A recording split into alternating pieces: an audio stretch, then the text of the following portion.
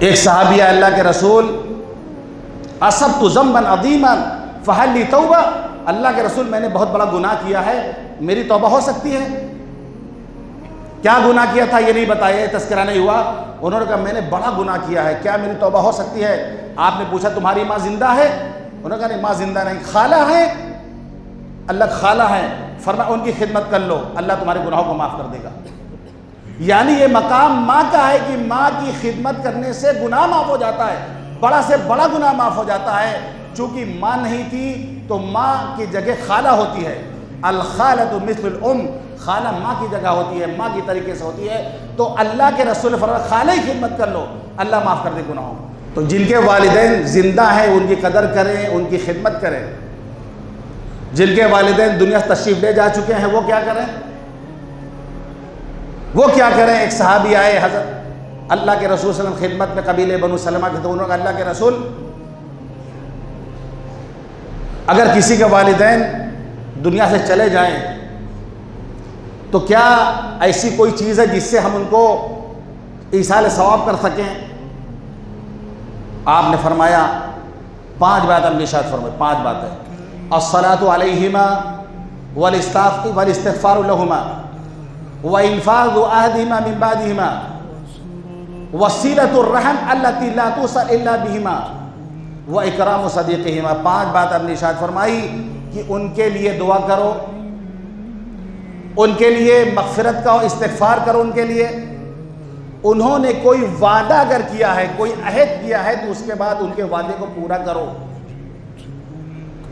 اور ان کے جو رشتہ دار ہیں، جو رشتہ ان کے ذریعے سے ہے اس کو برقرار رکھو، اس کو باقی رکھو۔ یہ نہیں کہ ابا ختم تو ددیال والے ختم، ماں ختم تو ننیال والے ختم۔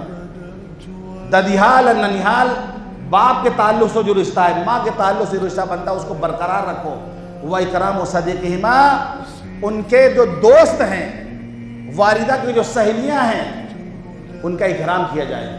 اگر والد کے ملنے جلنے والے ہیں، ان کے ساتھ بیٹھنے والے ہیں، ان کے دوست ہیں، تو ان کا اکرام کرے آدمی، ملے تو سلام کرے، بڑھ کر کے مصافحہ کرے، بیٹھائے، چائے پانی پوچھے، خدمت کرے ان کی۔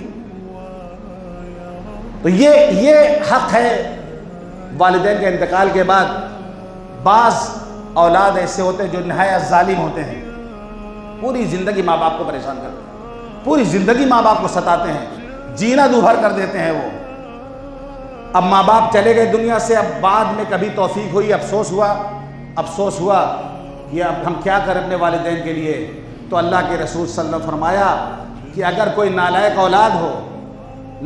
اولاد ہو اور والدین کے انتقال کے بعد ان کے حق میں دعائے مغفرت کرے، ان کے حق میں دعا کرے، کرتا رہے یہاں تک کہ اللہ تعالیٰ اس کو فرما بردار لکھ دے گا، وہ اللہ کے فرما بردار ہو جائے گا۔ تو ہم اس چیز کی قدر کریں، اس نعمت کی قدر کریں۔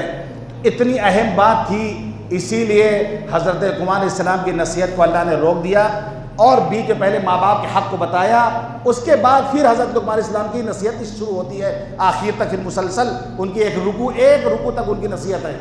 تو یہ بہت اہم بات بیچ میں آ گئی تھی کہ اللہ نے اپنے حق کے بعد والدین کا حق بتا دیا۔ ہم اپنے والدین کی قدر کریں، ان کے حق میں زندگی میں بھی دعا کریں، رب ارحمہما کما ربیانی صغیرا، اے اللہ ان پر رحم فرما جس طرح انہوں نے بچپن ہمیں پالا پوسا ہے۔ تو ان کے حق میں دعا بھی کریں، ان کی خدمت بھی کریں۔ بوڑھے ہو جائیں، یعنی اگر ان کا پیشاب پخانہ بھی اٹھانا پڑے بڑھاپے میں بستر پر، اس وقت بھی اف نہیں کہنا ہے، اس وقت بھی اف نہیں کہنا ہے۔ یعنی اگر ان کا پیشاب پخانہ دھونا پڑے، بستر میں پڑے ہوئے ہوں، تب بھی اف نہیں کہنا اس وقت۔ یہ مقام ہے والدین کا۔ آج افسوس کی بات ہے، آج جو ہے ایسے واقعات آتے ہیں، مسلمان گھروں میں ایسے واقعات آتے ہیں کہ لوگ اپنے والدین کو گھر سے نکال دیتے ہیں، گھر سے بھگا دیتے ہیں۔